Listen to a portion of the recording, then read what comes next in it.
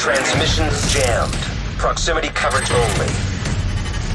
Hey guys, Jacob here. In today's video, I'm going to be talking about Season 3, which is the new season that was dropped with TU11. And I'm going to be talking about the fastest way, in my opinion, to level up your season rewards so you guys can get the new Backfire SMG as fast as possible, the Mental Backpack, or just complete all Season 100 rewards and not have to worry about it.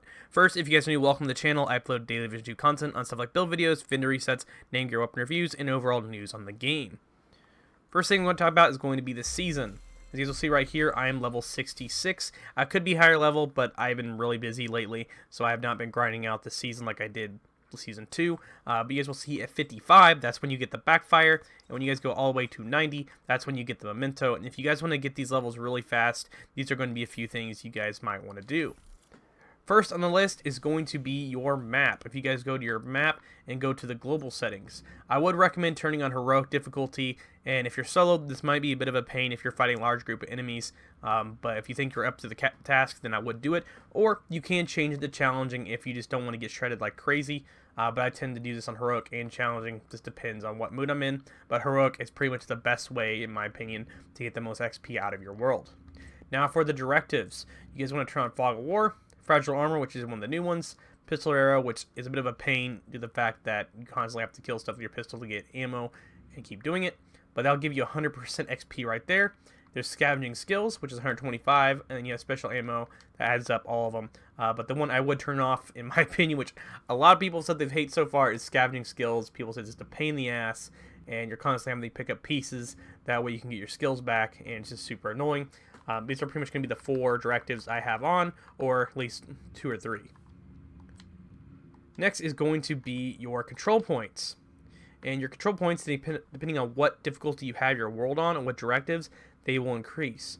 You'll see right here I have 3 directives turned on, and it's 513,000. If I go to the global settings and change the directive to Pistol Arrow, and confirm the settings and apply them, then if you go to something like, say, Manning National Zoo, it's 880,000 instead of being something like 770,000. So depending on how high the difficulty you have, it's going to be a little bit harder, to do. But control points, you will get around 586,000 per clear if you guys want to go clear these and keep doing them over and over and over again. Or you guys can look for things like the resource convoys that pretty much just pop all around the map. There's one right here, and they give you 293,000.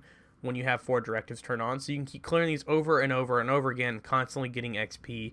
And I mean, they're pretty simple to clear. You can run up with a stats effect build, hit the guys, burn them, and have a teammate with you as DPS and just shred through them, and then when they spawn at the next area, rinse and repeat and just keep wiping them over and over and over again. Now the next thing you guys won't be able to see, because I've already done them, is going to be your invaded missions. And invaded missions give you a lot of XP, which I showed you guys, which is the zoo. This is 880,000 XP on heroic. I will show you guys the directives. These are all 4 directives, and if you do have Scavenging Skills on, it's 990,900 XP, which is a lot of XP, which is pretty insane. It's not counting the enemies you guys are going to be really killing in there. That's just from the rewards from the mission. But if you guys want to go in here and test your luck and try getting that 990,000 XP, you guys can do so. Or if you want, just take off Scavenging Skills and get the 880,000, and it'd be a little bit easier if you're going to try running skill builds. But so far, control points, resource convoys, and missions are a good way to get the XP you guys want. And I will show you guys basic missions as well. This is the standard American History Museum if you have heroic on and you have all the directives. It's 825,000, so you can get 900,000 out of Zoo, but if you just want to get 800k per mission and make it a little bit easier on you, just want to do something like Grand Washington Hotel over and over and over again and keep farming it, you guys can do so. Or if you just want to farm American History Museum and keep getting those levels as well. Another thing you guys can do is going to be the Dark Zone. Some people have brought this up to my attention, and yes, I know you guys can go in there and farm. You guys can clear landmarks and keep doing that over and over again. But I think if you're solo or you're going to get these fast as possible, then I'd highly recommend just going in here and getting your season level by doing the control points, the resource convoys, and the control points alone give you a lot of XP. And that's 586,000 per clear, and if your team's quick enough, you guys can keep hitting these over and over and over again, and you might encounter a resource convoy in the way, which might give you even more XP, because that's close to 300,000, depending on what directives you turn on. So if you have all 5, then obviously you're going to get way more. But that's a quick little video on how to pretty much the fastest way to level up your season level, in my opinion. If you guys have any other methods, please let me know in the comments section below. But thank you all for watching. Make sure you subscribe for more Division 2 content, and I'll catch you guys all later.